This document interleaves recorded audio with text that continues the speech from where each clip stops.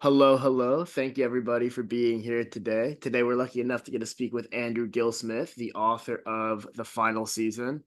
And I have to say, when it comes to sci-fi stories and satire, I don't have too much experience with satire in itself, but I think the direction you took with this, because first and foremost, it was just a phenomenal story that I finished in a day. And I can't say that about too many stories because I'm a slow reader, but the idea, the concept behind it, and the fact that it was so outlandish that when you come full circle with it, it felt a little bit realistic in terms of how human nature plays out, I think was all just encapsulated perfectly in that. So hats off to you. Really, really love Oh, the thank story. you. Thank you. That's very kind of you to say. But I yeah, thought the final season was a particularly interesting journey for me because I know you're writing from what's the name of the series that Artalex is part Oh, of? Something Vineyard. the deserted vineyard. That's at the Deserted Vineyard series. So I know Our Lady of the Artalex and obviously A Cloud of Unknowing. I love those books. So to go from deep, really intense philosophical thriller set in the kind of near future, like 10 minutes in the future kind of thing, to straight up outlandish, like way outside of how did you separate out those two parts of what you write? What made you go in that direction? I mean, it's funny, Stephen. Like I really wrote this book almost as like therapy after Yeah. finishing Our Lady of the Artalex, which is heavy, dark material. It's not, I mean, it's not like grim dark, right? I mean, I'm not trying to do anything in that other series that's darkness for the sake of darkness, but it's metaphysical science fiction. It gets into like, questions of like, transhumanism and like what is consciousness, what is the nature of the Mhm. soul, that stuff. And um I just felt like so leaden and heavy when I finished it. And I was like, what do I like? How can I even get out of this mood? And I mean, any indie author I think would agree, like the most depressing thing about writing is actually like publishing your book. Oh Like yeah. postpartum depression for writers is a very real thing. So I had to like normal postpartum depression of like, okay, my book is out there, great. Now what? And I was just in this kind of dark mental space. And so what I do always when I feel like that is I read P.G. Wodehouse, Mhm. the British, uh, uh, he's not really a satirist. He writes like mannerly comedies, right?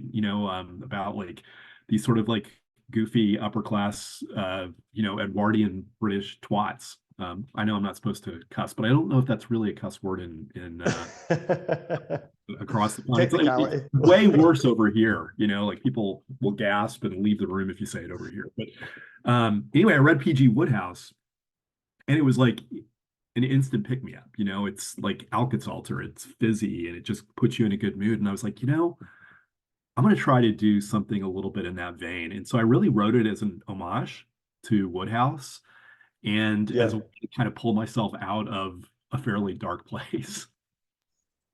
It certainly is a nice big kind of hug of a book, considering how much of the story is these really kind, sweet characters doing their best. Even the villains are kind of comically over the top villains, you know. But the nature of the villains themselves is much more corporate. I felt like there was, whereas your other work, I was used to kind of digging into like deep symbolism and references to these strange esoteric texts and stuff. This one I felt was much more. It wore its targets on its sleeve, so to speak. So, what did the final season have to say from the writer's perspective? Because I know there was a lot about Yeah. social media, television, the observer society, the consumers, and tell me what went into it. So I'd say first and foremost, it's the first book in a trilogy.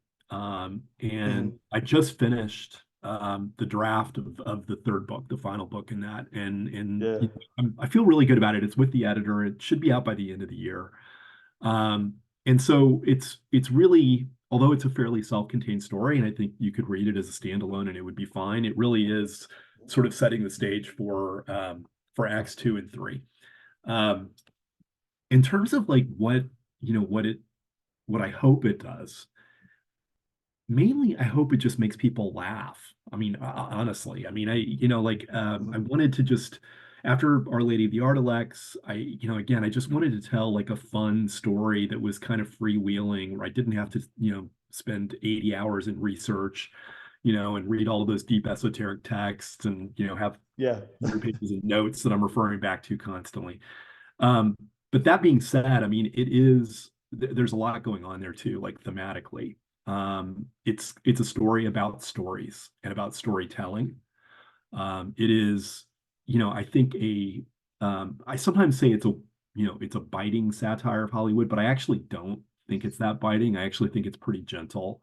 Yeah. It's definitely poking at Hollywood and Hollywood culture and certain personalities and companies within Hollywood.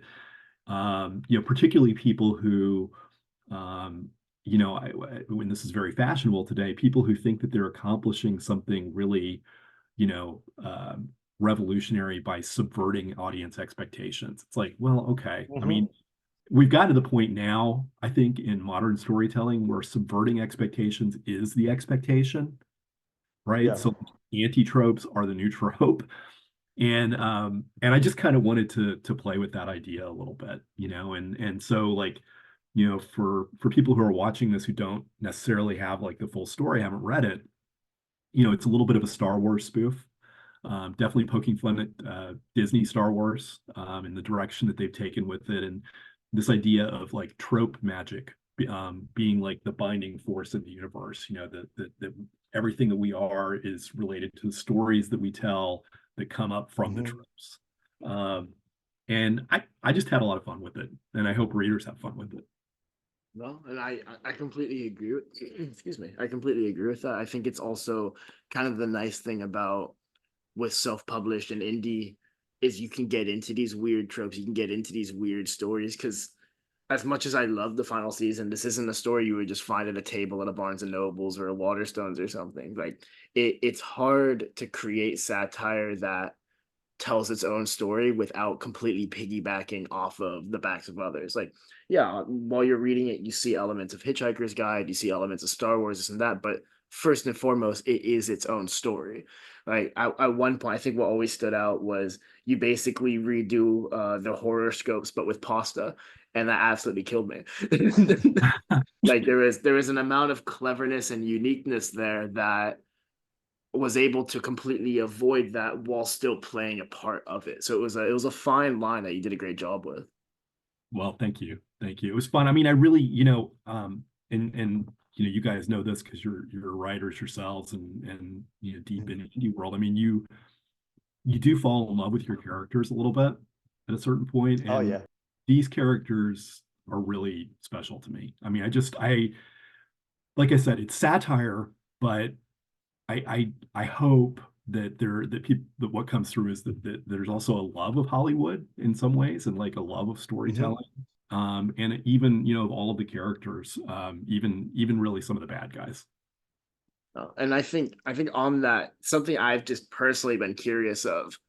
Can you pronounce some of these words? Because as I Oh, was hold reading it, on. Can I try it? I oh no, want of to course, of course. I But want to hear as, Steven do as it. I was reading it, it was like, all right, I've got a word in my head that is not gonna be right, but I want to hear the Scottish accent version and then how I it's really actually want to meant hear to the be. Scottish version. So I wanted to do this as a testament because I haven't looked at the final season since I read it. Although I think Ryan sent me in a box as a tester for the new packaging, which was nice. So Yeah, I've yeah. got a hard copy of it here. But I haven't looked at it, and I wanted it to be a testament to how much it stuck with me. You can tell me if I'm correct in this, Andrew, or not. Yeah. The main character's name, which is just a jumble of letters, was it to flicks him up? Yeah. To flicks him up, yeah. And I was You, like, if you, I can yeah, you remember totally that, nailed it. if I can remember that, however long ago I read the final season, then something wormed its way in here. There's so many little bits of the story that I remember that were just either like thigh slappers because there was loads of little lines, or just the really sweet moments. The ending in particular, and we're going to have to give a spoiler alert at some point. Yeah. But obviously the story's very meta, like you said, it's a story about stories. So the whole way through it, I was like, wait, is he going to subvert expectations here as well? It better not. Yeah, I mean, I don't know if I did or not. I mean, definitely I didn't set out to like subvert any expectations. Unless your expectation is to be subverted. So it's like, you know what I mean? Like, yeah, I mean, you can kind of, and that was really one of the most fun parts of writing. It was like, doing a scene and suddenly I realize I'm in this like complete like meta spiral, like into infinity. Yeah. And and I'm like, well, this is like really, really weird and kind of messed up. And then I was like, screw it, I'm just gonna lean into it. And then I'll have the narrator like actually like call it out and talk about it. 'Cause the narrator is a writer, which is that I mean that's probably the most meta thing of all. Yeah. The main character being a Hollywood writer who is kind of traditional, I guess, in his like perspective on things. I mean, he like goes to like a writer's club and like sits in a corner leather chair and drinks whiskey and smokes cigars and stuff like that, and looks, sort of like looks askance at the modern generation of writers and the things that they're doing. But it opened up all kinds of possibilities to play with that. It was really fun. I felt like the fun came through as I was reading it. It felt more like an author having a dialogue with themselves, just talking through ideas to themselves almost. Yeah. Yeah. An insane author locked in a basement somewhere or having a talking to himself. That's probably a pretty apt description.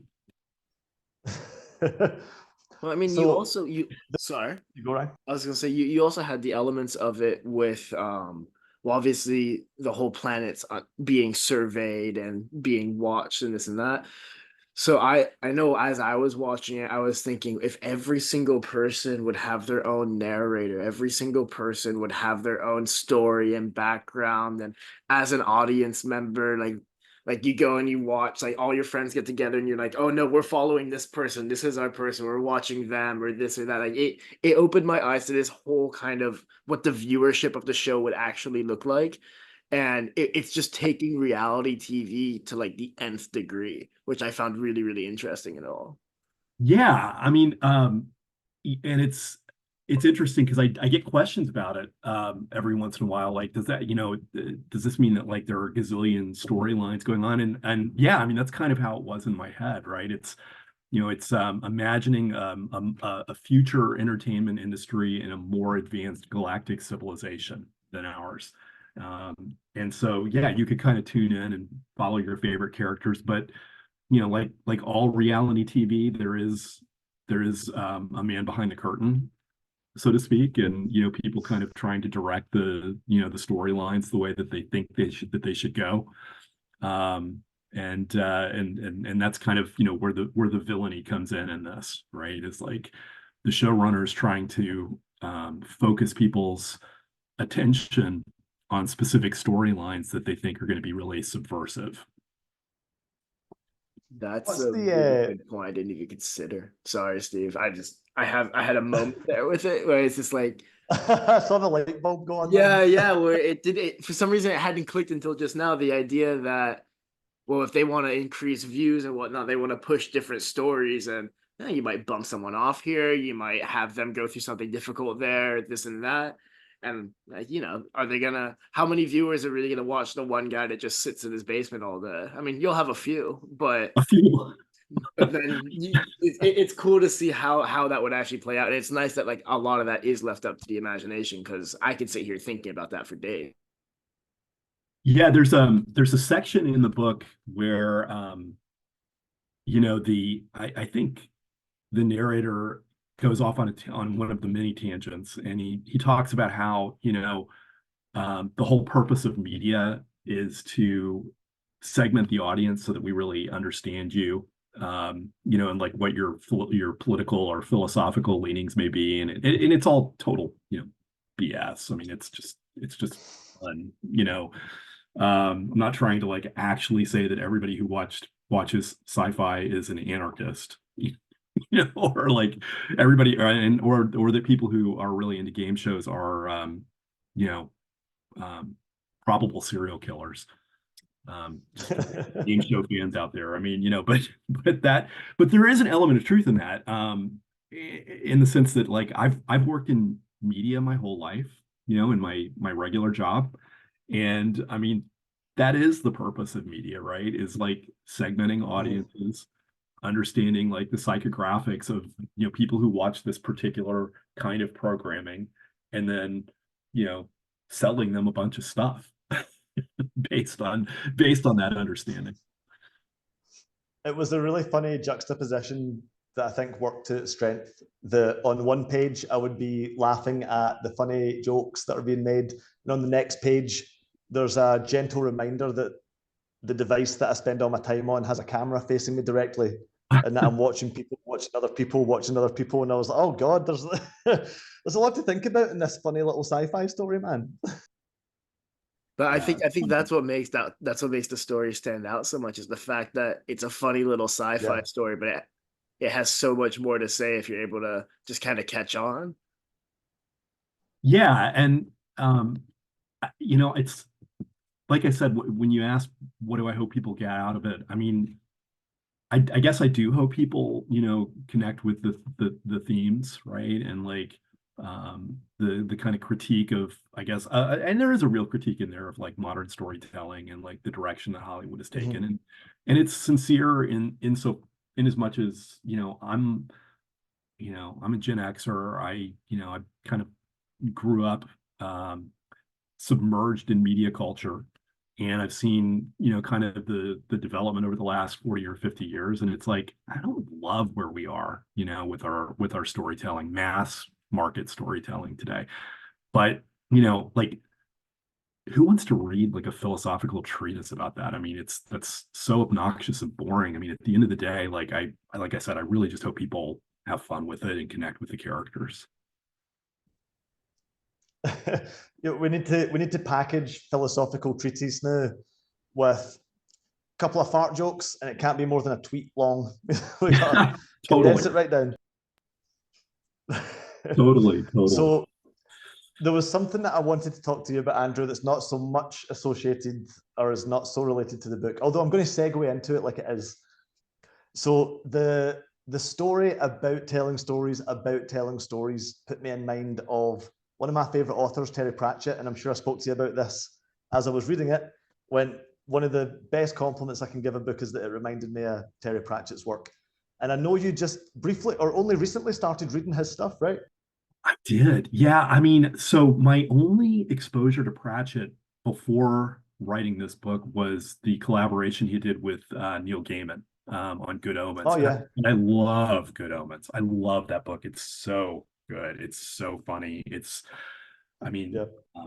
and by the way, I'm generally, I have to say, I mean, I'm not like a Neil Gaiman fan. I haven't really read any Neil Gaiman beyond that.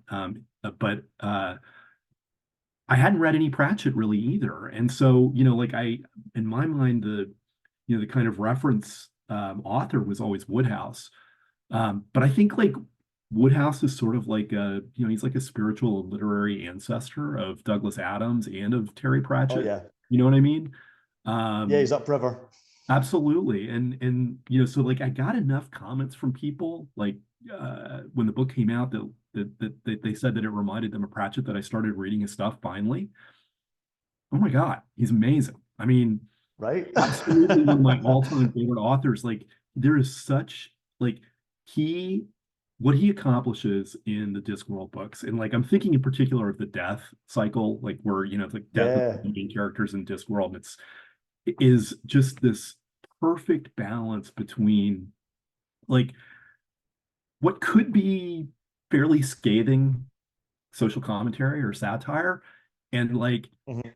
the sweetest, most gentle love of humanity. It's really, I Yeah. mean, it's very innocent, in a way, his writing. And so I have to say, like, honestly, if I'd read more Pratchett before I wrote this, I probably wouldn't have written it, because I'd be like, well, what's the point? It's already been done, Yeah. you know? So I'm kind of glad that I didn't, but I think his influence is even stronger in books 2 and 3 because I started reading it. What did you start with? Because I mean, there's like 40 Discworld books. I started with Mort, which was yeah, that's an interesting place to start. Yeah, a lot of people, I mean, and there are all these like, subreddits and communities online where they tell you where to start with Pratchett and stuff. And a lot of people say don't start with book one, just because it's like he's still feeling his way through the world building and stuff. So the death books looked really interesting to me, and I'm really glad that I did start there, because I just think they're almost perfect. I mean, maybe they are perfect. I don't know. But yeah, death in Discworld is like probably my favorite representation of death anywhere. Oh my God, it's so funny. I mean, just so unbelievably funny. And I'll tell you, I actually, for most of them, I listened to the audiobooks. And I don't know. Nice. Who does the reading on the audiobooks? I can't remember the names, but it's a really well done production. It's multiple voices, and whoever it is who voices death, it's this like deep resonant voice that is so deadpan and perfect. And I mean, I would listen to it at night as I was falling asleep and just start laughing in my bed. My wife was like slapping me, like trying to fall asleep. But yeah, I absolutely adore Terry Pratchett, and I wish he was still around. I wish he was still writing. It's really a shame. Oh man, yeah. Don't remind me, man. Don't remind me. It's sad. I mean, he's just God, what a beautiful soul that guy must have been. The worst part about getting into Terry Pratchett is knowing that there's nothing new coming out. And the last maybe 2 books for me, I've read all of them, and the last couple, it was becoming evident that he was struggling to keep going the way that it was going. Heartbreaking, man, really heartbreaking to see. And just to know, like, towards the end of them, you can start to see where he's taken the whole world, this grand design. And we just stopped just like a book or 2 short from it. Yeah, it's a wound that I'll never heal from, Andrew. nobody could step into those shoes. Literally, nobody could. I mean, and that's such a sign of like a true master of the craft, a true artist. That like you can't just hand that over to, I mean, no offense, but like a Brandon Sanderson or the writer who took over Douglas Adams. Herbert. Yeah, right. It just wouldn't work, because only Pratchett has that voice,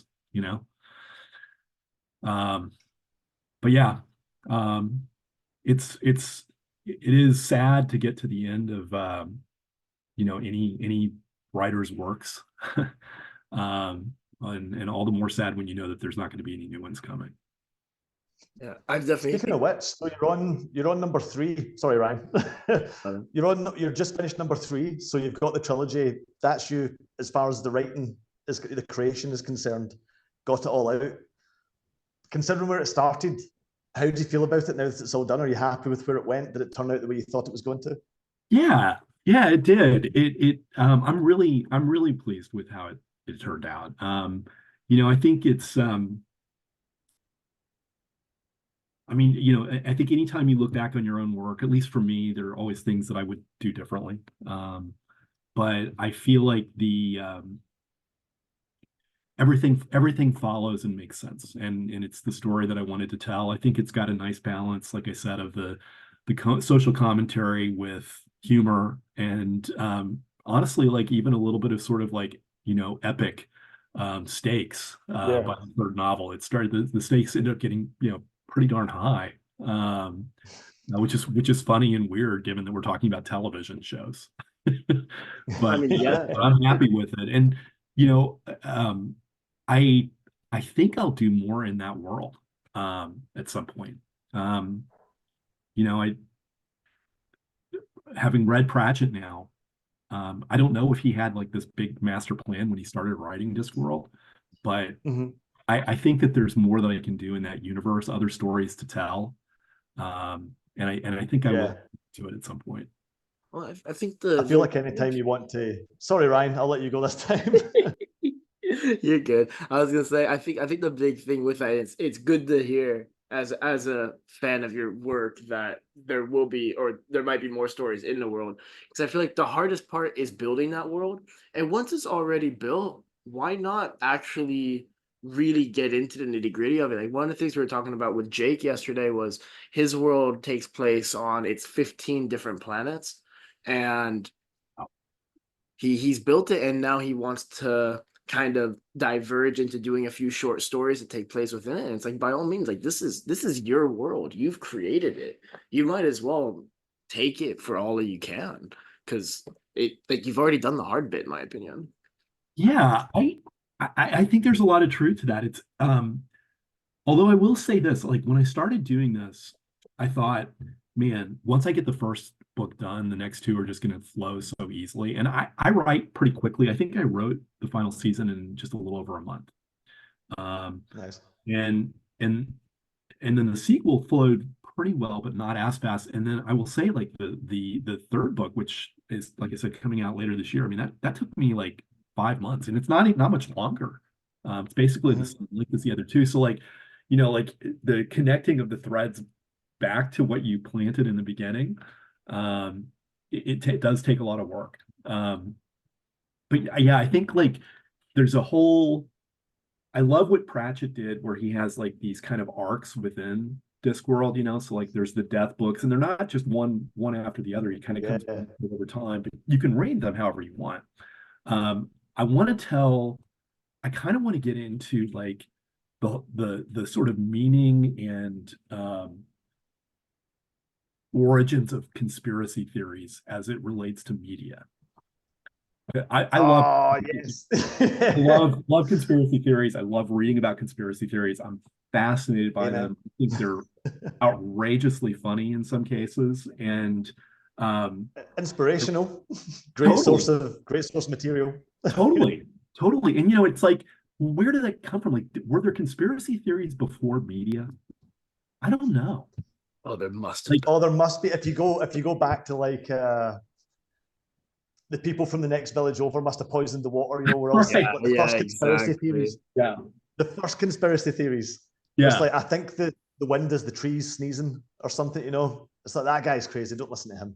100%. I've seen that thing. But I think I do think like media culture, like I think conspiracy theories are an inevitable outcome of media culture, right? Because like, what is media culture? It's like, here's the narrative, or a narrative, and do you accept the narrative or not?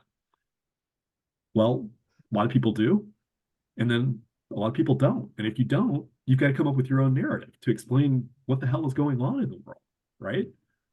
And we live in these narratives now at all times. I mean, I don't like, yes, there were conspiracy theories before media, but I bet they weren't as interesting. Or it's like submerged in this media landscape. Like the map of the territory has become the territory. Yeah. It's certainly, there's such rich kind of thematic stuff to draw on there. Like you said, with Pratchett coming at it from all these different angles, like, well, what's Discworld like to be a policeman? Let's write a police procedural series. Yes. Let's do the wizards are totally different to the Rincewind stories and stuff. All these different types of stories that you get, but all within the one world. And you've got a world here that's made of stories, that's built on storytelling. 100%. Yeah. So like I've got this idea in my head about it's kind of inspired by The Martian, and I think like that story is, the world is kind of captivated watching this astronaut who's stranded on Mars see if he can survive. Oh yeah. Right? But that if that happened, I mean, that if we ever got to a place where a story like that was happening in real life, that there would be people who are like, that's all staged. They've got that it's a sound set in Pasadena. Like they're filming outside of Las Vegas. I can prove it. It's it's the whole I can prove. Exactly. And like I would be just as interested to read the conspiracy debunking it as the event itself. I mean, it's storytelling. It's all storytelling. And a fun thing about The Martian, I didn't know it was self-published for a while. Yeah, yeah, What a journey that author has been on. My goodness. amazing, absolutely amazing. We But also know if something like The Martian happened, everyone would be watching it on like a streaming device or something. People would be well, I clipping mean, videos of it. It'd be all over YouTube. There'd be people making money commentating on it and live streaming reactions to it. Like whenever a submersible full of billionaires goes down, the world I was gonna swarms say, to. like we kind of saw that play out with the submarine. Like the reality is Yeah. we live in a consumer culture, and people are gonna get so sucked into it. And don't get me wrong, I did as well. But yeah, if there was one person stranded on Mars, I can guarantee you there'd be live streams and this and that. And Yeah, it would 9.5 or like 99% of the time just end in a really, really terrible way. yeah. But But then that's the thing that's amazing. Then people would make up their own endings, and It they'd be would. like, Especially if there was a Ah. lag between what was happening and what you were seeing. Oh man, right, it would get so we live in a society and it's gonna show that we live in a society. And then Tom 100%. Hanks would play the guy in the Hollywood adaptation. Stop. And then like 15 years after the guy died, Uh, somebody would start posting videos of like an aged and maybe slightly overweight version of that person like walking around in, oh like yeah. the outback, and say, see, like he's alive. It was all it was all 100% staged, or they rescued him, they got him out of there. I mean, it's like Elvis, Well, I mean, even I mean, you the see people it, who think that Elvis is still. you can see it in the final season. Like if the final season were a reality, you would have conspiracy theories, even though every single element of it is on film. Even though it's all right there, you would still have it. But I hate doing this, but I'm looking at the timer. We got about 3 minutes left, and I want to make sure that everybody gets the information out there that they need. So obviously the final season has a sequel called The Pilot. Um, I I'm not Andrew Gillsmith. So I'm not the author, but I would suggest reading the sequel if you like the final season. But if people like you as an author, and they want to follow along with what you write and what you're up to, what's the best way they can get a hold of you or I'd follow say you? Twitter. Twitter? Twitter. That's where I'm most active. So my handle is Andrew Gillsmith, at Andrew Gillsmith. Because we'll put that below. And then you said that you finished writing the ending. Do you have an idea for the release date? I don't know yet. It's going to the editor. It's still not with her Mhm. because I've got another novella that I'm going to put out beforehand, which is like, I mean, I like it. Again, I'm kind of bipolar, I guess, in a way, in the kind of stories that I tell. I go back and forth between this like light absurd comedy and like incredibly heavy depressing stuff. This is more the incredibly heavy depressing stuff, but it's short, mercifully short, and that'll be out, I would say, probably in November. And then realistically, I think we're probably looking at like January, February as the release for the crossover. The title is the crossover. Oh, that's exciting. I was gonna ask what the title was. That's awesome. Yeah, it's having fun with I'm a child of the 70s, and I remember watching two shows that I loved in the 70s, Fantasy Island and The Love Boat. And they would do every once in a while they would do a crossover episode where the Love Boat went to Fantasy Island. Ooh. And so the crossover is kind of that in space. That's fair. For me, it was always the Jimmy Timmy Power Hour between Family and Jimmy Neutron. That was the best crossover series, in my opinion. But yeah, So so I see we've got 1 minute left. Andrew, in 30 words or less, what's your favorite conspiracy theory? I'll just throw this hand grenade into the comment section. My favorite. I mean, that's brutal because there's so many good ones. There's one. The one I love is and now I can't remember the name of it, but it's a theory that like our civilization is actually only about 250 years old, like all human civilization, and that there was a much more advanced civilization that came before it, and most of the structures in the world were built by that civilization. and then there was some sort of like catastrophe, semi-apocalypse, and we just happen to be the people who survived, and I think like there might be like memory erasure in there or something. I don't know. I've got to cut you off. I've got to cut you off because we have 5 seconds left. The final season by Andrew Gillsmith. Thank you guys so much. Thank you.